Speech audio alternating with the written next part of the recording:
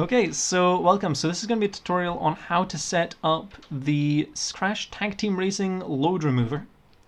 So first off, what you're going to do is go to Resources, go to the load remover, and then over on the right hand side, or it'll be in the description here, go to the releases, grab whatever the latest release is, currently it's 1.1, and click on the zip file.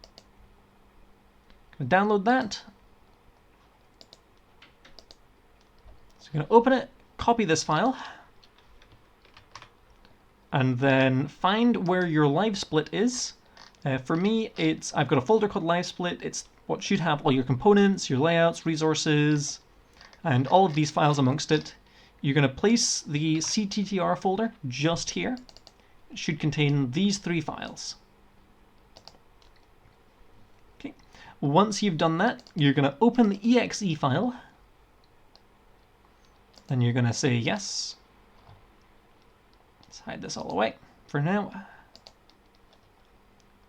And for the sake of this example, I'm going to be using a run I've got on speedrunner.com just now.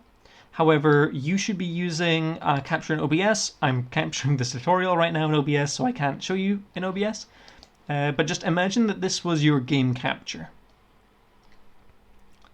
What we're going to do is I'm going to click Start and then Preview.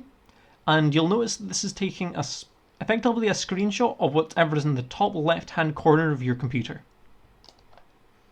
So X and Y, that's the position. So it starts off in the top left, X increasing is going this way, Y increasing is going this way, and then we've also got width and height. So we're going to move this over so that the box it's highlighting is from the top should be going along beside the map from the left-hand side of the capture, and it should be going down to the bottom of the capture along the right-hand side of the map. So if I remember right, it should be roughly about 900 and then 300 or so. Should get us nearly there. I might need to bring that over to 910, 920, oh, 920, there we go. And I'm going to need to increase that, 140. And bring that down a bit, 330 maybe? A little more, 340, 350, 60, 70, 80, 90, 490, too much. 80, 70, 60, 50, 40, 30, 20, pretty much. Just be a little wider as well, 45, 48, that should be fine. And bring the height down to the bottom of the capture. 200, that's pretty much perfect like that. Cool. So what I'm going to do here is stop and save settings. I'll tell you that it's saved. Restart. And now what we're going to do once all these coordinates are saved is you're now going to get in the game to somewhere where a blank screen will show. So for example, I'm doing this at the start of this cutscene. And the moment it appears, you're going to click Save Blank Screen. Afterwards there, I'm just going to get us to a loading screen. There's a loading screen at the start of the game, so let me just get you there. And similarly, you're going to click Save Load Screen once you see a load screen. And now, if you've done everything correctly, you'll see all these numbers jumping around. Now I'm going to pause here and just kind of give you an idea of what to look for. So during a load screen, we're looking at this load screen value at the bottom here. Notice it's around about 500 during this load screen. So just kind of pay attention. There's 500, 400, 600, 500, 400, and jumps up to about like 1,000 when you're not on load screen. So it went up to about 600 for a bit there. So in this load screen threshold, we're going to set this slightly above the highest number we saw, which I think around was 650 was about right. And we can test this. To be able to edit these values, you need to click stop and then start again to check it. So I'm going to play the video, and if we did it right, then is loading should tick.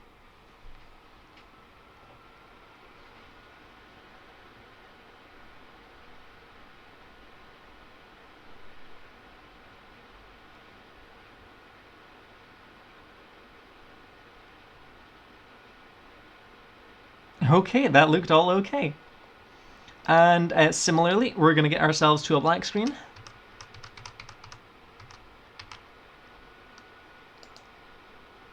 And we're going to see what kind of number it hits.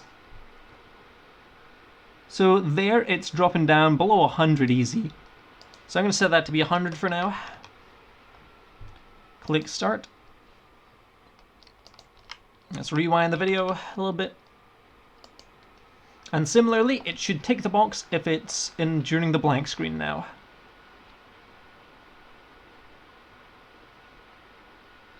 I think I lagged a little bit there. Let me bring that back.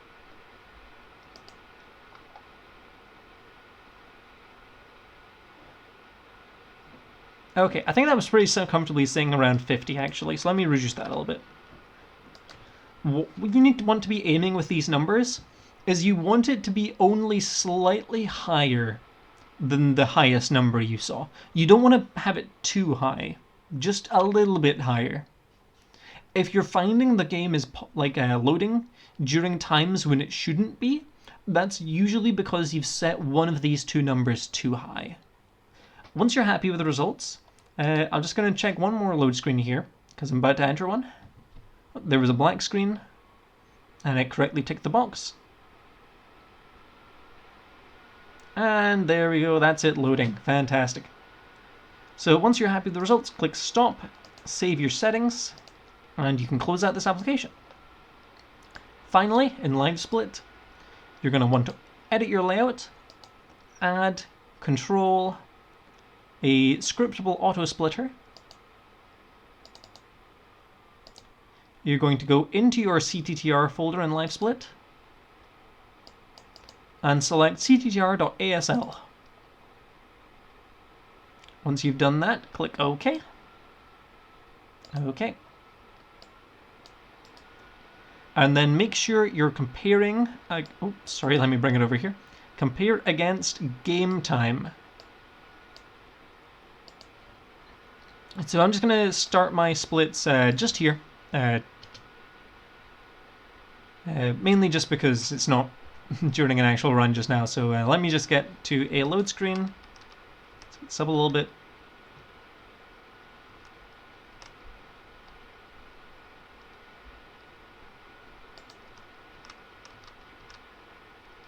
Okay, so about to enter a load screen, and if we've done it all right, the timer should pause.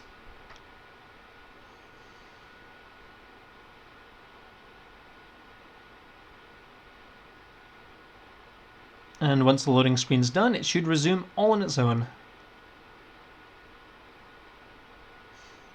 Similarly, if you find your timer skipping ahead slightly during, or like counting during a load screen, that's usually because you've set one of your numbers a little too low. So it's mainly a thing about playing around with the numbers, seeing what works, just kind of giving a few things a go. But that should be everything. So let me know if you guys have found this helpful. If you have any more questions, feel free to contact me on Discord or over in the Crash server. And thank you for watching.